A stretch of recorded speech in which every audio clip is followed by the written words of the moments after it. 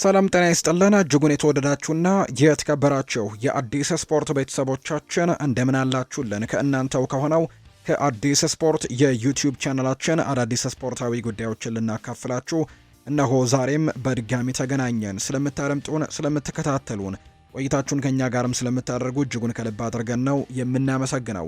በዛሬው የዕለተ ሰኞ የምሽቱ የስፖርት የመረጃ ሰዓታችን ላይ ትገኛላችሁ። የተለያዩ ስፖርታዊ ጉዳዮችን እያነሳን ቆይታን የምናደርግ ነው የሚሆነው። አብራችሁኝ እንድትቆዩ በአክብሮት ነው የምጋብዘው። ፉአድ ባህሩ የዛሬውን ፕሮግራም እየመራው ከእናንተ ጋር ቆይታን አደርጋለሁ። እናንተም ቪዲዮአችንን ላይክ፣ ቻናላችንን ሰብስክራይብ እያደረጋችሁ ቆይታችሁን ከኛ ጋር አድርጉ። ከመሸጋገሪያ በኋላ በድጋሚ ተመልሰን ስንመጣም የዛሬ ፕሮግራማችንን በቀጥታ ወደ እናንተ የምናደርስ ነው የሚሆነው። አብራችሁኝ እንድትቆዩ በአክብሮት ጋበዝኩኝ። አብራችሁኝ ነው።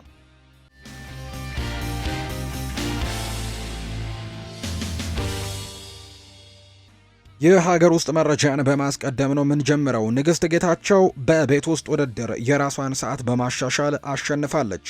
ትላንትና ምሽት በቶሩን ፖላንድ በተካሄደ የኦርለን ኮፐርኒከስ ካፕ ውድድር ኢትዮጵያዊቷ አትሌት ንግስት ጌታቸው በ800 ሜትር የራሷን የቤት ውስጥ ሰዓት በማሻሻል ነው ድል ያደረገችው። ምሽቱን በቶሩን በተካሄደ የወርቅ ደረጃ ካላቸው የቤት ውስጥ ውድድሮችም 8ኛውና የፍጻሜ ውድድር ሲሆን ንግስት ውድድሯን በድል ነው ያጠናቀቀችው። አትሌቷ ውድድሩን ለማሸነፍም 1 ደቂቃ ከ59 ከ32 የሆነ ሰዓት የፈጀባት ሲሆን ፈጣን ሰዓት በማስመዝገብም የቤት ውስጥ የግል ሰዓቷንም ማሻሻል ችላለች። የመካከለኛ ርቀት ተወዳዳሪው አትሌትም በ800 ሜትርም እንዲሁ 1 ከ57 ከ01 የግል ምርጥ ሰዓቷ ነው። በፈረንሳይ ሌቪየን በተካሄደው 7ኛው የቤት ውስጥ ውድድር የሮጠችው 1 ከ59 ከ54 የርቀቱ የቤት ውስጥ ምርጥ ሰዓቷን በ22 ሰከንዶች በማሻሻልም ውድድሯን በድል ማጠናቀቅ ችላለች። ቻይና ባስተናገደችው 20ኛው የናንጂንግ የቤት ውስጥ ውድድርም ኢትዮጵያ በ2 ወርቅና በ3 ብር የሜዳሊያም በዓለም 3ኛ ደረጃን ይዛ ስትፈጽም ንግስት አንዱን የብር ሜዳሊያ ማስመዝገቧ የምናስታውሰው ነው። ኢትዮጵያውያን በምሽቱ የተካፈሉባቸው ሌላኛው የቤት ውስጥ ውድድር ርቀትም የሴቶች 1500 ሜትር ርቀትም በርከት ያሉ ኢትዮጵያውያን ተካፍለውበታል። ኢትዮጵያውያኑ ምንም እንኳን ምሽቱን በቀዳሚነት ባያጠናቀቁም የቀሩት ደረጃዎችን ግን ማጠናቀቅ ችለዋል። በዚህም በርቀቱ አትሌት ፍሬወይኒ ኃይሎ በ4 ከ0067 በሁለተኛነት ስታጠናቀቅ አትሌት ብርቄ ኃይሎ በ4:0097 ሶስተኛ ደረጃን ይዛን ያጠናቀቀችው። ከዚህ ርቀት ብርቄ ኃይሎም ቀደም ብላ የርቀቱ አጠቃላይ አሸናፊ መሆኗን በማረጋገጧ ከጥቂት ሳምንታት በኋላ ለሚካሄደው የዓለም የቤት ውስጥ ሻምፒዮና ማለፏን እንዳረጋገጠች የሚታወስ ነው። በወንዶች 1500 ሜትር የተወዳደረው ሞሲሳ ስዩም በ3:34:28 ሰዓትም የግል ምርጥ ሰዓቱን አስመዝግቦ 4ኛ ደረጃን ይዞ ሲያጠናቅቅ ዝቅተኛው የውድድር መግቢያ በማሟላትም በ1500 ሜትር ለቤት ውስጥ ሻምፒዮና ማለፉንም ያረጋገጠም ተወዳዳሪ መሆን ይችሏል።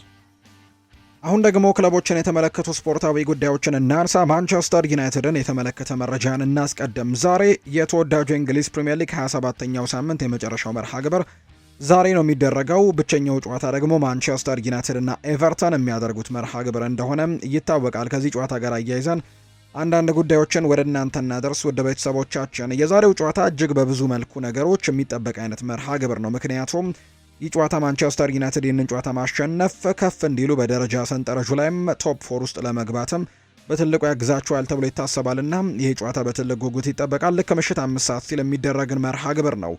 ሻምፒዮንስ ሊግ ተሳትፎ ቦታ እድላችን በእጃችን ይገኛል ብሏል አሰልጣኝ ማይክል ካሪክ ነው ይህንን ሀሳብ የሰጠው።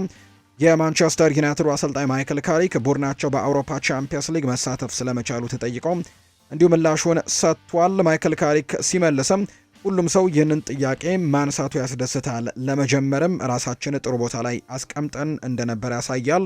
ቡድናቸው በጥሩ ደረጃ ላይ መሆኑን የገለጹት ማይክል ካሪክ ነገር ግን አሁንም የተሻለ ቦታ ላይ መሆንን ወዳለው መሆንም አለብን ሲልም ነው የገለጸው።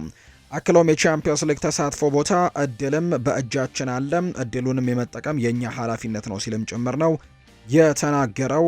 ይህንን ነው አሰልጣኝ ማይክል ካሪክ የተናገረው። ዛሬ ከኤቨርተን ጋር ልክ ምሽት 5 ሰዓት ሲል በዴል ሂንክሰን ስቴዲየም ጨዋታውን ያደርጋል።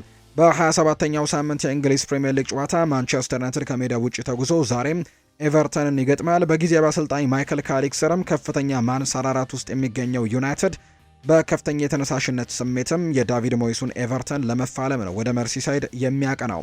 ማንቸስተር ዩናይትድ በአዲሱ አሰልጣኝ ማይክል ካሪክም እየተመራ ባከናወናቸው 5 ጨዋታዎችም በአንዱ ብቻ ነጥብ ሲጋራ በቀሪዎቹ 4 ጨዋታዎች ደግሞ ተጋጣሚዎቹን ድል ነስቷል። ማንቸስተር ዩናይትድ በመጨረሻዎቹ የሊጉ መርሃ ግብሮችም ወደ ለንደን በማቅናትም የዌስትሃማቸውን በመቅጠም ነጥብ የተጋራ ሲሆን የዛሬውን ደግሞ ጨዋታንም ወደ ድል መንገድም ለመመለስ ይጠቀምበታል ተብሎ ነው የሚታሰበው። ባለሜዳው ኤቨርተን በ37 ነጥቦች በሊጉ የደረጃ ሰንጠረዥ 9ኛ ላይ ነው የተቀመጡት። ቶፊዎቹ በሊጉ መርሃ ግብር ለመጨረሻ ጊዜ ባደረገው ጨዋታ በሜዳውና በደጋፊ ፊት በቦርንመስ አቻው ሽንፈት እንዳስተናገደም የምናስታውሰው ነው። በዚህ ወቅት ሁለቱም ክለቦች በተለያዩ ዘርፎች በሊጉ ከፍተኛ ተሳትፎን እያደረጉ ነው። ቶፊዎቹ በደረጃ ሰንጠረዡ ነጥቦችን በመሰብሰብ በዩሮፓ ሊግ ተሳታፊ ለመሆን ጥረት በሚያደርግበት ሰዓት ላይ ነው የሚገኙት። ዩናይትድ በበኩሉ ቶፕ 4 ውስጥ በማጠናቀቅ በቀጣይ ዓመት በቻምፒየንስ ሊግ ውድድር ላይም ተሳታፊ ለመሆን ጥረት ላይ ነው የሚገኘው። ማንቸስተር ዩናይትድ ኤቨርተንን በገጠመባቸው ያለፉት 3 መርሃ ግብሮችም ድል ማስመዝገብ አልቻለም። ከ3ቱ ጨዋታዎች በአንዱ ሲሸነፍ በሁለቱ ደግሞ ነጥብ ተጋርቷል። ኤቨርተን በሊግ መርሃ ግብር ለመጨረሻ ጊዜ ማሸነፍ የቻለው በታህሳስ ወር 2024 በቀድሞ አሰልጣኝ ሩበን አሞሪም የመጀመሪያው የኦልትራፎርድ መርሃ ግብር 4 ግቦችን ከመረብ ጋር በማሳረፍ 4-0 በሆነ ውጤት በማሸነፍ ነው። ኤቨርተን ለመጨረሻ ጊዜ በሊጉ በገጠሙበት መርሃ ግብርም ባልተጠበቀ መልኩ በጎዶሎ ተጫዋችም ኦልትራፎርድ ድረስ መጥተው 1-0 በሆነ ውጤትም በማሸነፍ ከ3 ነጥብ ጋር መመለሳቸው የሚታወስ ነው። ኬርናን ዶስቤሪ ሆል ብቸኛውን ጎል አስቆጥሮ እንደነበረ እናስታውሳለን። በቦርንመዙ ጨዋታ በቀይ ካርድ ከሜዳ የተሰናበተው ዣክ ኦብሪያን በዛሬው ጨዋታ ላይ በኤቨርተን በኩል በቅጣት ምክንያት ከጨዋታው ውጪ ነው። በውሰት ለቶፊዎቹ እየተጫወተ የሚገኘው ጃክ ግሪሊሽም ለረጅም ጊዜ ጉዳት ምክንያት በዛሬው ጨዋታ ላይ ለክለቡ ግልጋሎት አይሰጥም። በሌላ መረጃ ደግሞ ሴመስ ኮልማን ከጉዳቱ በማገገም ለዛሬው ጨዋታ ዝግጁ መሆኑ ነው እየተገለጸ የሚገኘው። በማንቸስተር ዩናይትድ በኩል ማታያስ ደሊት እና ሜሰን ማውንት በዚህ ወር መጨረሻ ይመለሳሉ ተብሎ ይጠበቃል። ሆኖም ግን ሁለቱም ተጫዋቾች ለዛሬው ጨዋታ ላይ አይኖሩም። ፓትሪክ ዶርጉም ከወር በፊት ከአርሰናል ጋር በተደረገው ጨዋታ ባጋጠመው ጉዳት ምክንያት እስከ ወርሃ መጋቢት ድረስም ወደ ሜዳ ይመለሳል ተብሎ አይጠበቅም። በማንቸስተር ዩናይትድ በኩል እስካሁኗ ሰዓት ድረስ ምንም አይነት አዲስ የቡድን ዜና የሌለ ሲሆን ባሳለፍነው ሳምንት ከነበረው ቡድን ጋር ተመሳሳይ የሆነ ቡድንን ይዘው ይገባሉ ተብሎ ነው የሚታሰበው። የዛሬው ጨዋታን ዳረን ኢንግላንድ በመሃል ዳኝነት እንደሚመሩት ነው መረጃው የወጣው። ዳቪድ ሞይስ ከጨዋታው በፊት የተለያዩ ጉዳዮችን አንስቷል። የዩናይትድ ከማይክል ካሪክ ወደ ኃላፊነት መምጣት በኋላ ድንቅ እንቅስቃሴን እያሳየ እንደሆነ አውቃለሁ ሲሉ ነው ዳቪድ ሞይስ የተናገሩት። ይህም ጨዋታውን ከባድ ያደርግብናል ሲሉ ነው የሚናገሩት። እነርሱ እጅግ ምርጥና አደገኛ ተጫዋቾች ያሏቸውም ሲል ይናገራል። ጨዋታውን በየትኛውም ደቂቃ መቀየር የሚችሉ ወርልድ ክላስ ተጫዋቾችም አሏቸው ሲል ይናገራል። ጨዋታው መሃል ላይ በሚኖረን እንቅስቃሴም የሚወሰን ይሆናል። እኛ መሃሉን ዶሚኔት ካደረገን ጨዋታውን ማሸነፍ እንችላለን ሲልም ነው የተናገረው። በአንጻሩ ማይክል ካሪክ ሲናገር ዴቪድ ሞይስ በኤቨርተን ቤት እያሳየ ለሚገኘው ነገር ትልቅ አድናቆትና ክብር አለኝ ብለዋል። እነርሱ ጥሩ አሰልጣኝና ጥራት ያላቸው ተጫዋቾች ነው ያላቸው። ጠንቃቃ መሆን ይኖርብናል። እነርሱ በዚህ ውድድር ዓመትም በትንሽ ንክኪ ወደ ሳጥን ይደርሳሉ እናም አደጋም ይፈጥራሉ። ስለዚህም ደግሞ ጠንቃቃ ልንሆን ይገባናል። ማጥቃታችን ላይም የተሻለ ነገር ማድረግ ይኖርብናል ሲልም ነው የተናገረው። በዌስትሃሙ ጨዋታ ላይ ትንሽ ደካማነት ተስተውሎብን ነበር፣ ነገር ግን ለዚህ ጨዋታ በቂ እረፍት ወስደናል። ጨዋታውን ለማሸነፍም የተቻለንን ሁሉ እናደርጋለን ሲልም ጭምር ነው የተናገረው። በርካቶች ይህንን ጨዋታ ለማሸነፍ ማንቸስተር ዩናይትድ ትልቅ እድል እንዳለው ጭምር ነው የተናገሩት። ምናልባት በግምታዊ አስተላለፍነት ጆርዳን ፒክፎርድ በኤቨርተን ግብ ጠባቂነት ይኖራል። ፓተርሰን፣ ታርኮውስኪ፣ ጃራድ ብሬዝቫይት እና ማይኮሌንኮ በተከላካይነት ይኖራሉ ተብሎ ይታሰባል። ኢድሪሳ ጋና ጉዌ፣ ጄምስ ጋርነር፣ አርምስትሮንግ እንዲሁ ደግሞ ኬርነን ዶስቤሪ ሆል፣ እንጃይ እና ባሪ በዛሬው ጨዋታ ላይ በቋሚነት ይኖራሉ ተብሎ ይጠበቃል። በማንቸስተር ዩናይትድ በኩል ሴኔ ላሜንስ በግብ ጠባቂነት ይኖራል። ዲኤጎ ዳሎ፣ ሃሪ ማጓየር፣ ሊሳንድሮ ማርቲኔዝ እና ሉክ ሾው፣ ካሴሜሮ፣ ሜኑ፣ ብሩኖ አማድ ዲያሎ፣ ኤምቤሞ እና ማቲያስ ኩኛ በዛሬው ጨዋታ ላይ ይኖራሉ ተብሎ እንደሚታሰብ ነው መረጃዎች በትልቁ እያጋሩ የሚገኙት። ኤድዊን ቫንደርሳር አንድ ነገርን ተናግሯል። ቤልጅማዊው ግብ ጠባቂ ሴኔ ላሜንስን በተመለከተ እሱ ቤልጅማዊ ነው፣ ስለዚህም ደግሞ አስተዋይና ነገሮችን በልኩ የሚያይ ረጋ ያለ ልጅ ይመስለኛል። ቤልጅየምና ኔዘርላንድ በጣም ተመሳሳይ ናቸው። ሴኔ ላሜንስ በጣም ጥሩ ስራን እየሰራ ነው። ሊጉ የሚጠይቀውን ምርጥ አካላዊ ጥንካሬንም በሚገባ ያሟሉ ተጫዋቾች ናቸው ብዬ አስባለሁ። ወደፊት ወጥቶ ኳስን ለመያዝምና ለመቆጣጠር በፍጹም አይፈራም። ይህ ደግሞ ከፍተኛ በራስ መተማመን እንዳለው የሚያሳይ ነው። የማይታመኑ ኳሶችን ያድናል። አላስፈላጊ ለሆኑ ትርኢቶችም ሳይጋለጥ ስራውን በጥሩ ሁኔታ ያከናውናል። በየቀኑ አብሬው ስላልሆንኩኝ የሁል ጊዜ እንቅስቃሴውን አላውቅም። ሁሉንም ጨዋታዎችንም አልመለከትም። ነገር ግን እዚህ ለረጅም ጊዜ ለመቆየት የሚያስፈልገው ነገር በሙሉ ያለው ይመስለኛል ሲልም ጭምር ነው የተናገረው። ኤቨርተን በፕሪምየር ሊጉ በአማካይ 3.3 ኢላማቸውን የጠበቁ የግብ ሙከራዎችን ብቻ እያደረጉ ይገኛሉ። ይህም በታሪካቸው ሁለተኛው ዝቅተኛ ውጤት ሆኖ ነው የተመዘገበው። እንደ ኤቨርተን በሜዳው በመጀመሪያው አጋማሽ 9 ግቦችን ያስተናገደ አንድም የፕሪምየር ሊግ ክለብ የለም። ማንቸስተር ዩናይትድ ከየትኛውም የፕሪምየር ሊግ ቡድን በላይ ብዙ የግብ ሙከራዎችን ማለትም 417 አድርጓል። ማንቸስተር ዩናይትድ በዴቪድ ሞይስ ከሚመሩ ቡድኖች ጋር ካደረጋቸው ያለፉት 5 ጨዋታዎች ማሸነፍ የቻለው አንዱን ብቻ እንደሆነ ጭምር ነው ቁጥሮቹ እያሳዩ የሚገኙት። አርሰናልን እንመልከት። ኤቢሪቼ ኢዜ ከቶትናሙ ጨዋታ በኋላ የሰጠውን አስተያየት እንመልከት። በበላይነትን የተጫወት ነው ሲል ይናገራል። በራስ መተማመን እንዲሁም በሜዳ ላይም የነበረን ግሩም ትስስር ጭምር ልዩ ብቃት ያሳየንበት ጨዋታ እንደነበር አስታውሳለሁ። ይህ ደግሞ ወደ ግቦቻችን ለመድረስ የምንገነባውና የምንሰራበት መነሻ ይሆናል ሲልም ይናገራል። እንዲህ ያሉ ጨዋታዎች ምን አይነት እንደሆኑ እናውቃለን። ደጋፊዎቻችን የሚመጥኑት ጉልበትና እኛም ደግሞ በስሜት ዝግጁ መሆን እንዳለብን እናውቃለን። በዚህ ረገድ በጣም ጥሩ እንደሰራንም አስባለሁ። አጋጣሚውንም በሚገባ ተጠቅመንበታል ሲልም የተናገረው። እነዚህ ጨዋታዎች በሙሉ ስለ ግስጋሴና በወቅቱ ስለመገኘት ናቸው። ስለ ዛሬዎቹ እድሎችም ፈጣሪ እናመሰግናለሁ። ጠንክረን ሰርተናል፣ ሁሉም ነገር ሰጥተናል። እንዲህም ደግሞ አይነት ድንቅ ብቃትን ስናሳይ የበለጠ ያነሳሰናል ሲልም ጭምር ነው የተናገረው። ኤብሪቼ ኢዜ ነው ይህንን ሀሳብ የሰጠው። አርቴታ ስለ ዴክላን ራይስ ይናገራል። ስለ ስነ ልቦና ወይም አቲቲዩድ ስታወራ ዴክላን ራይስ ያደረገውን ተመልከት። ስህተት ሊሰራ ይችላል፣ ነገር ግን ከዚያ በኋላ የተጫወተበት መንገድ የሚደነቅ ነው።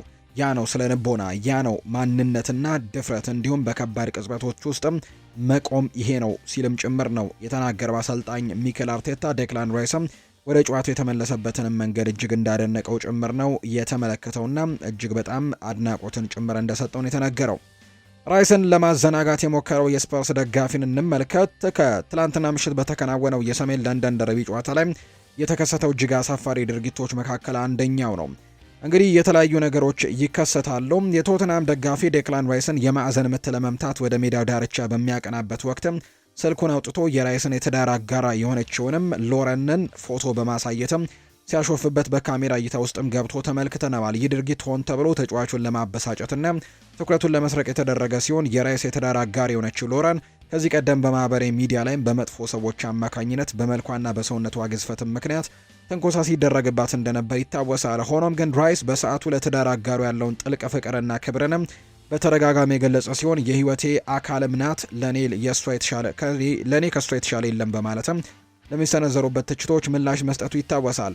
ዴክላን ራይስ ትናንትና ሜዳ ላይ በነበረው ድንቅ ብቃትም አርሰናል ቶተናምን 4-1 እንዲያሸንፍም ትልቅ አስተዋጽኦን በማድረግም ለደጋፊው ድርጊት ተገቢውን ምላሽ እዛው ሜዳ ላይ ሰጥቷል። ሆኖም ግን ይህ ድርጊት ዛሬ ጠዋት አካባቢ በርካታ የእግር ኳስ አፍቃሪያን ዘንድ የእንግሊዝ እግር ኳስ የሀፍረት ምስልም የሚል በጋዜጣ ላይ ተሸፍኖ እንደነበር ጭምር ነው የምናስታውሰው።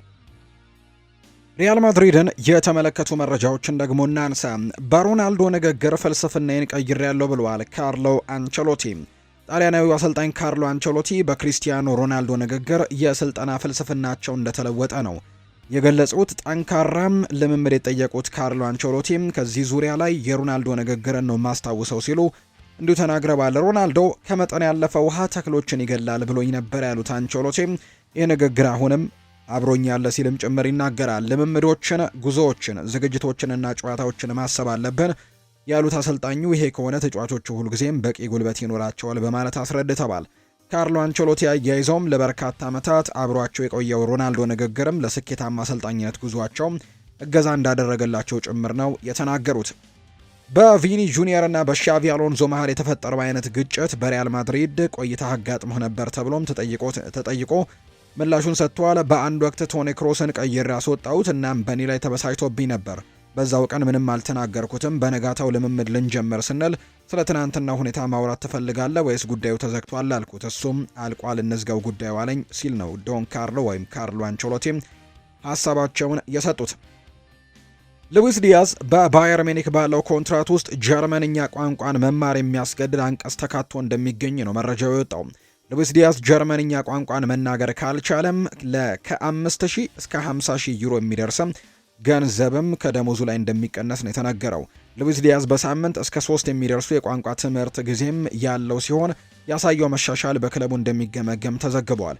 በውሉ የተካተተው አስገዳጅ የቋንቋ ሕግ አሟልቶ አለመገኘት ሉዊስ ዲያዝን ለገንዘብ ቅጣት ይዳርገዋል። ዲያዝ ባለፈው የውድድር ዓመት ሊቨርፑልን በመልቀቅም ባየር ሚኒክን መቀላቀሉ የምናስታውሰው ጉዳይ ነው። ቤኔፊካ የእናቱን ሕይወት የታደገውን ታዳጊ ወይም ደግሞ ጋብዞታል ያተረፈለትን ታዳጊን የጋበዘው የፖርቱጋሉ ክለብ ቤኔፊካ የወላጅ እናቱን ሕይወት የታደገውን የ9 ዓመት ሕፃንን ነው ወደ ክለቡ የጋበዘው። የ9 ዓመቱ ታዳጊ ወላጅ እናቱ መኪና ውስጥም ራሷን ስትስት የመኪናውን የአደጋ ጊዜ መብራትን በማብራት እርዳታ ጠይቋል። ታዳጊው ቀድሞ ወደ አምቡላንስ የደወለ ሲሆን እርዳታ ሰጪዎችም የአደጋ ጊዜ መብራቱን አይተው መኪናውን ከቆመበት በፍጥነት ለማግኘትም ረድቷቸዋል። ታዳጊው ባደረገው የእርዳታ ጥሪ ምክንያትም የወላጅ እናቱን ሕይወት ማትረፍ መቻሉን የተነገረው። ይህንን ተከትሎ ታዳጊው የሚወደው ክለብ ቤኔፊካ ወደ ክለቡ ጋብዞትም እንዳስጎበኘውና ጨዋታውንም እንዲከታተል እንዳደረገው ተነግሯል። በተጨማሪም ታዳጊው የቤኔፊካ ተጫዋቾች ጋርም ፎቶ ተነስቶ ማሊያም እንደተበረከተለት ጭምር የሚያሳዩ ሪፖርቶች ናቸው እየወጡ የሚገኙት። ዛሬ ሰኞ ነው። ሰኞ እንደምናደርገው ደግሞ ትልልቆቹን የአውሮፓ ሊግ ደግሞ የተለያዩ ጉዳዮቻቸውን የምናነሳበት ዕለት ነው። ቁጥራዊ መረጃዎቻቸውን እናነሳለን። በዚህ ሳምንት ትልልቆቹ ሊጎች ላይ በርከት ያሉ መርሃ ግብሮች መደረጋቸውን እናስታውሳለን። እነሱን ቁጥራዊ መረጃዎች ወደ እናንተ እያደረስን ቆይታን እናደርግ። ውድ ቤተሰቦቻችን የተወዳጁ የእንግሊዝ ፕሪምየር ሊግን እናንሳ። ውጤቶቹን ጠዋት በነበረው የስፖርት የመረጃ ሰዓታችን ላይ በስፋት ማንሳታችን ይታወሳል። አርሰናል ሊጉን አሁንም እየመራ ይገኛል በ5 ነጥብ ልዩነት። ነገር ግን እንዳልኳችሁ ቀደም ብሎ አንድ ጨዋታን ማረጉን ተከትሎ 28 ጨዋታዎችን ነው በአጠቃላይ በፕሪሚየር ሊጉ ያደረገው። አርሰናል በአጠቃላይ በፕሪሚየር ሊጉ 10 ጨዋታዎች ብቻ ነው የሚቀሩት። አርሰናል 28 ጨዋታዎችን አድርጎ 61 ነጥቦችን በመሰብሰብ አንደኛ ደረጃ ላይ የተቀመጠ ቡድን ሆኗል። በአንጻሩ ማንቸስተር ሲቲ 27 ጨዋታዎችን አድርጎ የሰበሰበው ነጥብ 56 ነው። በዚህም አንድ ቀሪ ጨዋታ ይቀረዋል። በ5 ነጥቦች ዝቅ ብሎ ግን ሁለተኛ ደረጃ ላይ የተቀመጠበትን አጋጣሚ ነው የተመለከት ነው። ሌላኛው አስተን ቪላ ነው ሶስተኛ ደረጃ ላይ የተቀመጠው 51 ነጥቦችን የሰበሰበ ቡድን እንደሆነ ተመልክተናል። በ27 ጨዋታዎች ማለት ነው። ቼልሲ አራተኛ ደረጃ ላይ ተቀምጧል በ45 ነጥቦች። ዩናይትድ ዛሬ ጨዋታውን ያደርጋል መርሃ ግብሩን 45 ነጥቦችን የሰበሰበው ዛሬ ጨዋታውን ማሸነፍ የሚችል ከሆነ ነጥቡን 48 ያደርስና አራተኛ ደረጃ ላይ ይቀመጣል። ከቼልሲና ከሊቨርፑል ያለውን የነጥብ ልዩነት በ3 ከፍ ማድረግ የሚችልበት፣ ከሶስተኛው አስተን ቪላ ደግሞ በ3 ነጥቦች ዝቅ ብሎ የሚቀመጥበት ውጤት ይሆናል ተብሎ ይታሰባል። የዛሬውን ጨዋታ ማሸነፍ የሚችል ከሆነ ሊቨርፑልን በተመሳሳይ 45 ነጥቦች ስድስተኛ ደረጃ ላይ የተቀመጠ ቡድን ነው። በደረጃ ሰንጠረዡ ግርጌ ላይ የሚገኙትን እንመለከታለን። ከዛ በፊት ግን ኒውካስል ዩናይትድ 36 ነጥቦችን ሰብስቦ 11ኛ ነው። ባለፉት 5 ጨዋታዎች 4ቱን የተሸነፈ ቡድን እንደሆነ ይታወቃል። ቶትንሃም ሆትስፐርስም እንዲሁ ያለፉትን 3 ተከታታይ ጨዋታዎች ሽንፈት ነው ያጋጠመው። በ29 ነጥቦች 16ኛ ደረጃ ላይ ተቀምጧል። ከወራጅ ቀጠናውም በ4 ነጥቦች ብቻ ነው ከፍ ያለው። ወራጅ ቀጠናው ላይ የሚገኙት መጨረሻ ደረጃ ላይ የሚገኘው ወልቭስ ነው በ10 ነጥብ 20ኛ ነው። በርንሌ ከሱ ከፍ ብሎ በ19 ነጥቦች 19ኛ ደረጃ ላይ ተቀምጧል። ዌስትሃም በ25 ነጥቦች 18ኛ ደረጃ ላይ የተቀመጡ ቡድኖች ናቸው። ከፍተኛ ግብ አስቆጣሪነቱን የሚመራው ኤርሊንግ ብራውት ሃላንድ ነው ከማንቸስተር ሲቲ። በአጠቃላይ እስካሁን ባደረጋቸው ጨዋታዎች 22 ጎሎችን በማስቆጠር በቀዳሚነት ሲቀመጥ፣ የብሬንትፈርዱ ኢጎር ቲያጎ በ17 ግቦች ሁለተኛ ነው። አንቷን ሴሜኒዮ ከማንቸስተር ሲቲ 13 ግቦችን ያስቆጥረዋል። ዣኦ ፔድሮ ከቼልሲ 11፣ ዶሚኒክ ካልቨርት ሉዊን፣ ቪክተር ዮኬሬሽ እና ሁጎ ኤኪቲኬ ደግሞ 10 ግቦችን ያስቆጠሩ ተጫዋቾች ናቸው። የአሲስቱን ደረጃ ስንመለከት ብሩኖ ነው በ12 አሲስቶች የሚመራው። ኤርሊንግ ሃላንድ እና ራያን ሸርኪ ከማንቸስተር ሲቲ ሁለቱም በ7 አሲስቶች ይከተሉታል። ጃክ ግሪሊሽ የረጅም ጊዜ ጉዳት ላይ ቢገኝም ነገር ግን 6 አሲስቶችን ያደርጓል። እንዲሁ ሙሐመድ ሳላህም ከሊቨርፑል 6 አሲስቶችን ማድረግ የቻለ ተጫዋች እንደሆነ የተመለከትነው። በአጠቃላይ የተወዳጁ የእንግሊዝ ፕሪምየር ሊግ ቁጥራዊ መረጃዎች እነዚህ ነው የሚመስሉት። ስፓኒሽ ላሊጋን እንመልከት። ትልቅ ፉክክርን እየተመለከተን እንገኛለን። በስፔን ላሊጋ 25ኛው ሳምንት ላይ ደርሷል። የመሪነት ቦታውን ደግሞ ባርሴሎና ለሪያል ማድሪድ ባለፈው ሳምንት አስረክቦ እንደነበረ እናስታውሳለን። በዚህ ሳምንት ደግሞ ተገላቢጦሽ ሆነዋል። ባርሴሎና መሪነቱን በድጋሚ ከሪያል ማድሪድ የተረከበበት ውጤት ነው የተመዘገበው። በዚህ መሰረትም ባርሴሎና በዚህ ሳምንት ያደረገውን ጨዋታ ትላንትና 3-0 ማሸነፉን ተከትሎ በ25ቱ ጨዋታዎች በሰበሰበው 61 ነጥብ አንደኛ ደረጃ ላይ ተቀምጧል። ሪያል ማድሪድ በአንጻሩ በ60 ነጥቦች ሁለተኛ ደረጃ ላይ የተቀመጠ ቡድን ሆኗል። ቪያሪያል በ51 ነጥቦች ሶስተኛ ደረጃ ላይ ሲቀመጥ፣ አትሌቲኮ ማድሪድ በ48 ነጥቦች አራተኛ ደረጃ ላይ የተቀመጠ ቡድን ነው። የደረጃ ሰንጠረዡ ግርጌ ላይ ማዮርካ በ24 ነጥቦች 18ኛ፣ ሌቫንቴ በ18 ነጥቦች 19ኛ እና ሪያል ኦቪዬዶ በ17 ነጥቦች 20ኛ ደረጃ ላይ የተቀመጡ ናቸው። የከፍተኛ ግብ አስቆጣሪነቱን ኬሊያን ኤምባፔ ይመራዋል በ23 ግቦች። ቬዳት ሙሪቂ ከማዮርካ 16 ግቦች ያሉት፣ አንቴ ቦሚደር ከኦሳሱና እና ፌራን ቶሬስ ከባርሴሎና 12 ግቦችን ሲያስቆጥሩ ላሚን ያማል ከባርሴሎና፣ ሚኬል ኦያርዛባል ከሪያል ሶሴዳድ፣ ሮበርት ሌቫንዶስኪ ከባርሴሎና እና ቦርሃ ኢግላሲያስ ደግሞ ከሴልታ ቪጎ እነዚህ 10 ግቦችን ያስቆጠሩ ተጫዋቾች ናቸው። የአሲስቱን ደረጃ ላሚን ያማል በ9 አሲስቶች ሲመራው፣ ሉዊስ ሚላ ከሄታፌ በ8 አሲስቶች ይከተለዋል። አርዳ ጉለር ከሪያል ማድሪድ እና ማርከስ ራሽፎርድ ከባርሴሎና ደግሞ እንዲሁ 7 አሲስቶችን በማድረግ ተከታትለው የተቀመጡ ተጫዋቾች እንደሆኑ ነው በስፓኒሽ ላሊጋም እየተመለከት ነው። ትልቅ ፉክክር እየተደረገበት የሚገኘው ሊግ ጀርመን ቡንደስሊጋ ነው። እርግጥ ነው አንደኛ ደረጃ ያለው ባየር ሚኒክ እጅግ ጥሏቸው እንደሄደ እየተመለከትን ነው። 23 ሳምንታትን በተጓዘው የጀርመን ቡንደስሊጋ ባየር ሚኒክ 60 ነጥቦችን በመሰብሰብ ነው አንደኛ ደረጃ ላይ እንደተቀመጠ የተመለከት ነው። በአጠቃላይ ካደረጋቸው 23 ጨዋታዎች ደግሞ አንድ ሽንፈት ብቻ ነው የገጠመው።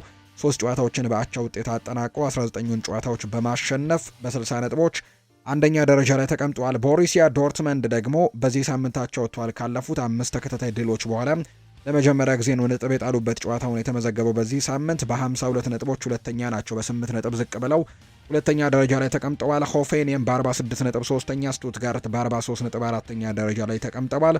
ወራጅ ቀጠናው ላይ ቨርደር ብሬመን በ19 ነጥቦች 17ኛ፣ ሄዲኒያም በ14 ነጥብ 18ኛ ደረጃ ላይ ተቀምጠዋል። ከፍተኛ ግብ አስቆጣሪነቱን ሃሪኬን ነው እየመራ የሚገኘው። በዚህ ሳምንትም ጎሎችን ማስቆጠሩን እናስታውሳለን። ሃሪኬን በአጠቃላይ 28 ጎሎችን በማስቆጠር በአንደኝነት ሲቀመጥ፣ ዴኒስ ኡንዳፍ ከስቱትጋርት በ13 ግቦች፣ ሉዊስ ዲያዝም ከባየር ሚኒክ በተመሳሳይ 13 ግቦችን በማስቆጠር ሁለተኛ ደረጃ ላይ ተቀምጠዋል። ሃሪስ ታቦኮቪች ከቦሩሲያ ሞንቸግላድባህና ሴርሂው ጉራይሲ ከቦሩሲያ ዶርትመንድ 11 ግቦችን ያስቆጠሩ ናቸው። የአሲስቱን ደረጃ ሚኬል ኦሊሴ በ13 አሲስቶች ሲመራው፣ ጁሊያን ራይንሰር ከዶርትሙንድ እና ሉዊስ ዲያስ ከባየር ሚኒክ 9 አሲስቶችን በማድረግ ይከተሉታል። በጀርመን ቡንደስሊጋ የጣሊያን ሴሪኤን ደግሞ እንመልከት። ኢንተር ሚላን በዚህ ሊግ በትልቁ ግስጋሴውን አስቀጥሏል። ከሁለተኛ ደረጃ ላይ ካለው ከኤሲ ሚላን እንኳን ያለው የነጥብ ልዩነት 10 ደርሷል እና ኢንተር ሚላን በጣም ጥሩ ጊዜን እያሳለፈ ነው የሚገኘው። 26 ጨዋታዎችን አድርገው የሚያስቆጠሩት የሰበሰቡት ነጥብ 64 ነው። አንደኛ ደረጃ ላይ ተቀምጠዋል። የከተማ ተቀናቃኛቸው ኤሲ ሚላን በአንጻሩ በ26 ጨዋታዎች የሰበሰቡት 54 ነጥብ ነው። በዚህም ሁለተኛ ደረጃ ላይ የተቀመጡበት አጋጣሚ ነው ያለው። ናፖሊ በ50 ነጥቦች የአምናው ሻምፒየን ከሊጉ መሪ ኢንተር ሚላንም በ14 ነጥብ ዝቅ ብሎ ሶስተኛ ደረጃ ላይ ሲቀመጥ፣ ሮማ በ50 ነጥቦች በተመሳሳይ አራተኛ ነው። ዩቬንቱስ በ46 አምስተኛ ሲቀመጥ፣ ኮሞ ደግሞ በ45 ነጥቦች ስድስተኛ ነው። የወራጅ ቀጠናው ላይ ፊዮረንቲና በ21 ነጥቦች 18ኛ፣ ፒየትሳ በ15 ነጥቦች 19ኛ፣ ቬሮናም በ15 ነጥቦች 20ኛ ደረጃ ላይ ነው የተቀመጡት። የከፍተኛ ግብ አስቆጣሪነቱን ላውታሮ ማርቲኔዝ ነው እየመራ የሚገኘው፣ 14 ግቦችን አስቆጥሯል።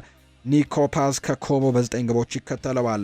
እንዲሁ ደግሞ ዱቪካስ ከኮሞ፣ ክሪስቲያን ፖሊሲክ ከኤሲ ሚላን፣ ኬናን ይልዲስ ከዩቬንቱስ፣ ራፋኤል ሊያው ከኤሲ ሚላን እና ራስመስ ሆይለንድ ከናፖሊ 8 ግቦችን በማስቆጠር ተከታትለው ተቀምጠዋል።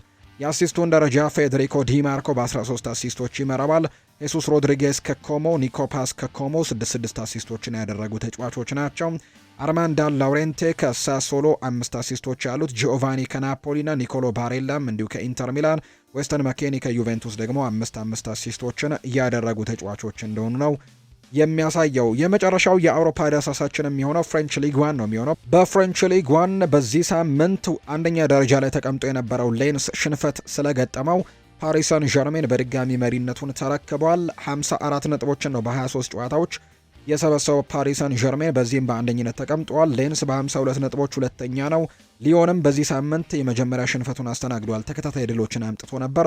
በ45 ነጥቦች ሶስተኛ ደረጃ ላይ የተቀመጠው ኦሎምፒክ ደ ማርሴ በ40 ነጥቦች አራተኛ ደረጃ ላይ የተቀመጠ ቡድን ነው። የወራጅ ቀጠናው ላይ ናንተስና ሜትስ ይገኛሉ። ናንተስ 17 ነጥብ፣ ሜትስ ደግሞ 13 ነጥቦችን መሰብሰብ የቻሉ ቡድኖች እንደሆኑ ነው የተመለከት ነው። የከፍተኛ ግብ አስቆጣሪነቱን ሜሰን ግሪንውድ ነው የሚመራው።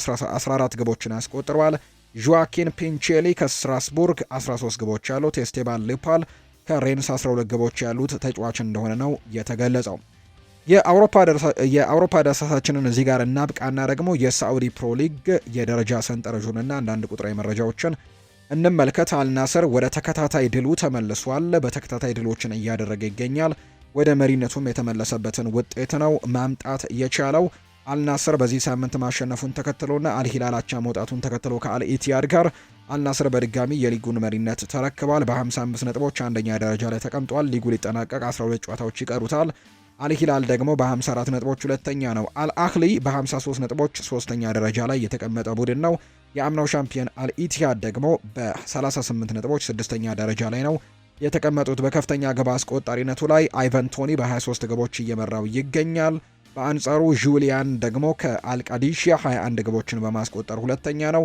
ሮናልዶ በተለይ ባለፉት ጥቂት ጨዋታዎች ላይ ባለመሰለፉ ምክንያትና ጨዋታዎች ላይ ባለመሳተፉ ምክንያት የተወሰኑ ወደ ኋላ እንዲቀሩ አድርጎታል። 20 ጎሎችን በማስቆጠር ግን ሶስተኛ ደረጃ ላይ የተቀመጠ ተጫዋች እንደሆነ ነው የተመለከት ነው። በአሲስቱ ደረጃ ላይ ኮስታስ ከአልኻሌጅ 11 አሲስቶችን በማድረግ ሲመራ ኪንግስሌ ኮማን ከአልናስር 9 አሲስቶችን በማድረግ ሁለተኛ ነው። ከዛ ውጪ ጃኦ ፌሊክስም እንዲሁ 8 አሲስቶችን ያደረገ ተጫዋች እንደሆነ ነው በሳዑዲ ፕሮ ሊግ የተመለከት ነው። የተወደዳችሁና የተከበራችሁ ቤተሰቦቻችን ለዛሬ ያዝንላችሁ አዳዲስ ስፖርታዊ ጉዳዮቻችን እነዚህ ነው የሚመስሉት። ስላደመጣችሁን፣ ስለተከታተላችሁን ቆይታችሁም ከኛ ጋር ስለነበር እጅግ ከልብ አድርገን እናመሰግናለን። ፉአድ ባህሩ የዛሬውን ፕሮግራም እየመራው ከእናንተ ጋር ቆይታን አድርግ ያለው። በቀጣይ ፕሮግራሞቻችን ሌሎች ስፖርታዊ ጉዳዮችን፣ ሌሎች አዳዲስ መረጃዎችን አካተን በድጋሚ ተመልሰን የምንገናኝ ይሆናል። ስላደመጣችሁኝ፣ ስለተከታተላችሁኝ ቆይታችሁም ከኛ ጋር ስለነበር ከልብ አድርጌ ያመሰግናለሁ። በቀጣይ ፕሮግራሞቻችን በድጋሚ እንገናኛለን። መልካም ጊዜ እንዲሆንላችሁ ነው በአክብሮት የምመኘው።